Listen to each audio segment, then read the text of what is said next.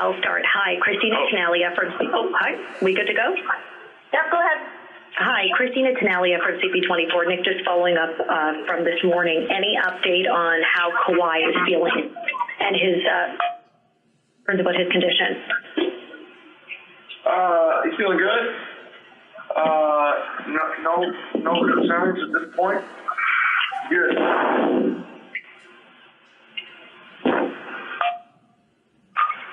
Hey, Nick, it's Doug Smith. How are you?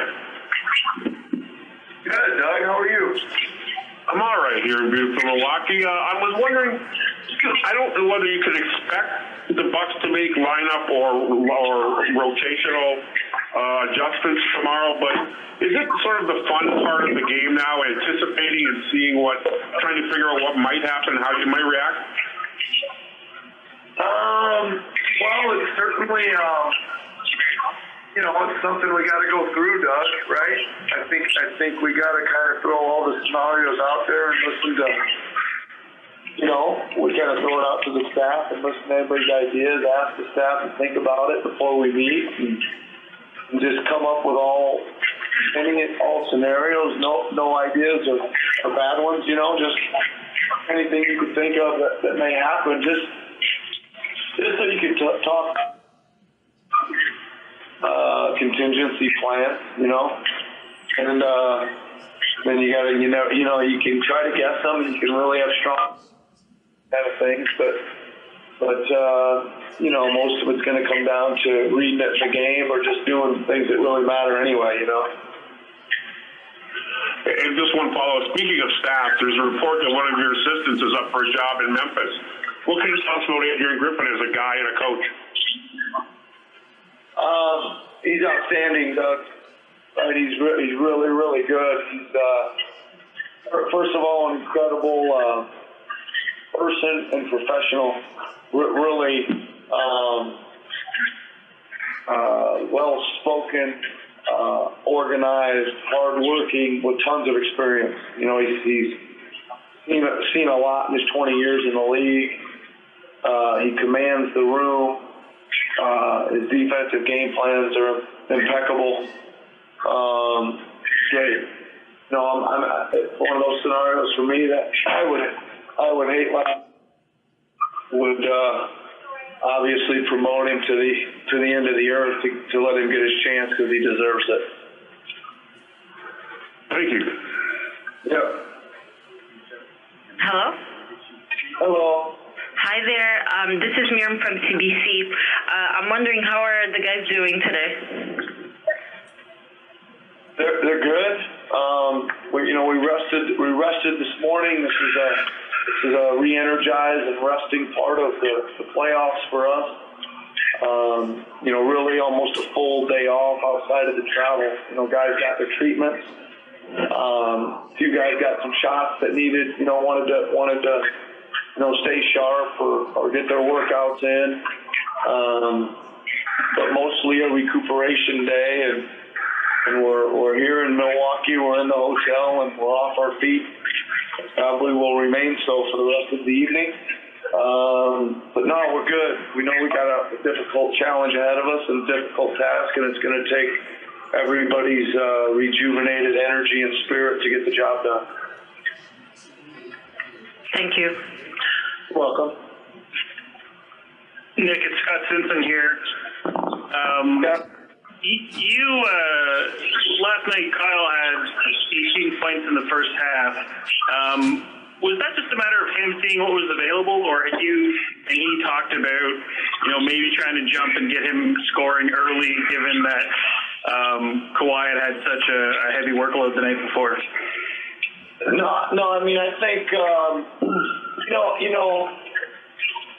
you just don't know, Scott, how people are going to react. And I think everybody, the kind of the main narrative was that Kawhi was super tired and extra minutes and all those kind of things. And I think, we kind of had that in the back of our minds, but, you just don't know how guys are going to react when the ball goes up, their adrenaline kicks in, et cetera. But I do think Kyle feels like he sees opportunities for himself in this series. And I think Kyle is usually an early scorer. You know, it's when he's the freshest, and he's trying to jumpstart everybody. I thought he was humongous last night, getting us off the start, because we didn't get off to a great start, and I think he automatically changed that by himself. Thanks, Nick. Yeah, you're welcome. Nick, hi, Nick. Christina again from CP24. We're seeing some of these reports today out of Milwaukee saying that the fans in Milwaukee are not happy with what they're calling Drake's antics, his shoulder rub on you last night. A couple articles saying that they feel he reached a new level of moundom. We know that Drake is super popular in Toronto. He's our city's native son. What do you think about some of these Milwaukee papers saying fans are sick of his antics? Do you think he brings like a real fan, energy and spirit to the team? Is it a distraction at all? It's really not a distraction to me. I didn't even know I got the shoulder rub last night until somebody showed me a picture today. I didn't even feel it. I was so locked into the game, so it didn't distract me at all. I mean, I think the fans on whichever teams come out on the wrong side get disappointed about a lot of coaching decisions, to refereeing decisions, to playing decisions, to anything else, which way the wind's blowing sometimes, you know what I mean? So, it's just when they lose a couple games, and same with us, we lost a couple and our fan base was upset. So it's kind of part of the show. Okay, thank you so much. You're welcome. Nick, Vivek Jacob, Yahoo Sports Canada. Just wondering, do you feel like you learned something new about your team being able to win without Kawhi getting 20, with Siakam and not even getting to double digits? Well, I think I kind of knew our team could do that anyway, right? We had to play a lot of games without Kawhi, a lot of games without Kyle this year.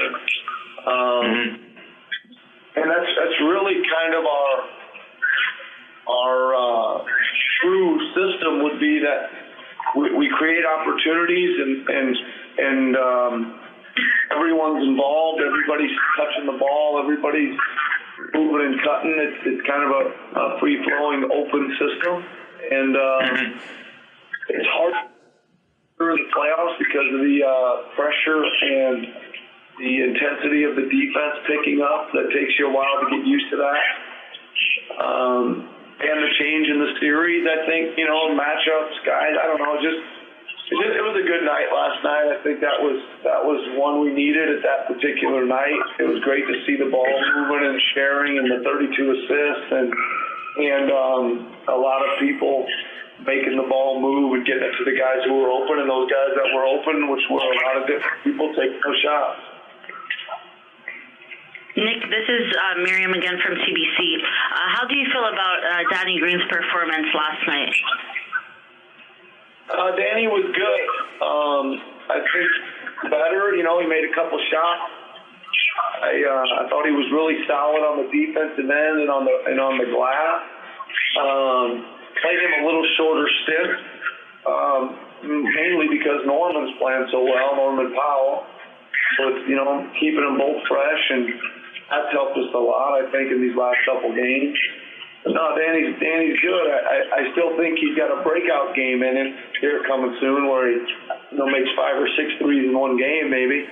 But he was good last night, and he was solid.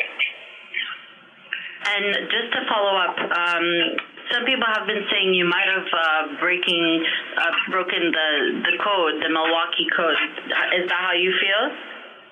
I don't know about that. I don't think I read too much into that. I understand that, again,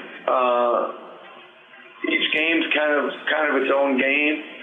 They could come out with a different lineup or different schemes tomorrow. We're going to have to figure our way through it. I think our code is this: if we play with the effort we've put in the last 2 games, actually 3 of the 4 games in this series, and we're going to have a really good chance to win. We're going to put ourselves in position to win, and I don't think it's any tricky schemes or fabulous game plans. I think it's our players playing their butts off really. Hey, Nick, it's Mike Cantor. How are you? Hi, Mike. I'm good. Sorry if you're getting feedback. I'm at the airport, but I wanted to ask you about the bench. You've been getting contributions from the bench, maybe not necessarily the offensive ones until just lately. How important is it to get those guys going, just basically to, so you don't run the starters sort of into a desperate situation, I guess? Well, I think it's important, Mike, in this series more than anything, because I think it's other than Kawhi and maybe a little bit Pascal, it's pretty much equal opportunity after that. There's a lot of opportunities offensively for everybody else that steps on the floor, and a lot of those are being created by Kawhi and Pascal, right? So I think it's great that they can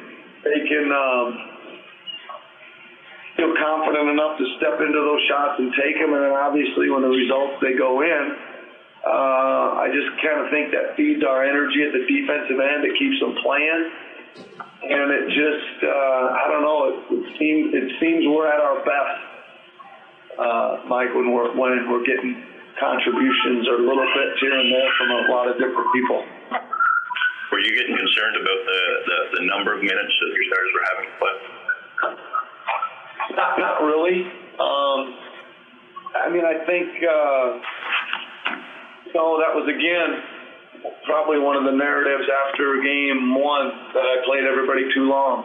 And we were too tired, and we need more rest, and we need more guys to contribute. But I thought that game required that.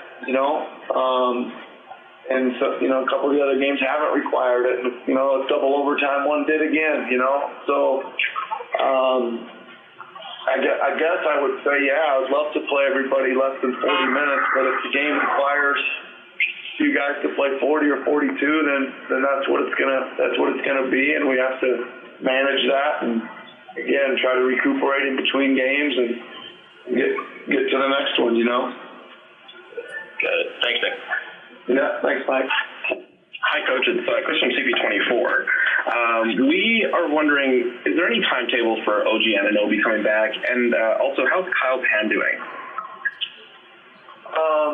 OG still does not have a timetable for coming back. He is being more active every day. I think we're getting closer to a point where we're, contact is the next step for him. He's moving pretty good. He's shooting, etc. But that's still a ways away from being able to take hits and contact. In the areas that he needs to test out, I guess. And Kyle's hand is not great.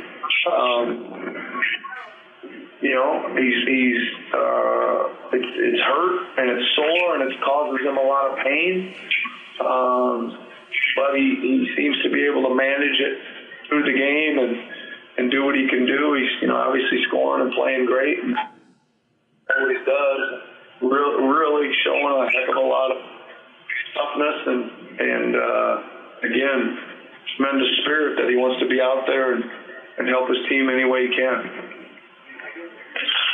Thanks so much. You're welcome. Nick, it's Michael Grange from Sportsnet. How are you? I'm good, Michael. How are you? I'm pretty good. How much discussion has there been among your guys about the opportunity that's in front of them here? Typically, the answer is not much, but guys are clearly putting it on the line here. And is there? Do you think they have a sense of how close they are to doing something pretty special? I think there's been very little, Mike. I'm trying to think of things I've heard, and I can really only remember Kyle through the Philly series. It was immediately over. We were in the locker room, and he kind of quieted everybody down and said, "Hey, listen, enjoy this game, but we still got a ways to go where we're trying to get to. So let's get back here tomorrow. Let's get back to work and that kind of mentality. Other than that, I haven't heard anybody really say anything like that. And I think Michael, we really need to keep that out of our immediate thought. I mean, listen, our thoughts got to zero in and focus on a tremendous challenge tomorrow night of coming in here and winning this game on the road. And it's such a short-term goal that's really all we should be thinking about. To the best of our abilities. I know it's not easy to sit here and think, oh my God, we could do it. We could, But I'm certainly not thinking that way. I just don't see any benefit in doing that. We got to really laser in and focus in on how hard we have to play to beat this team, and how much of a connected effort it's going to take, a togetherness effort on the road to band together and get a W. Thank you. You're welcome.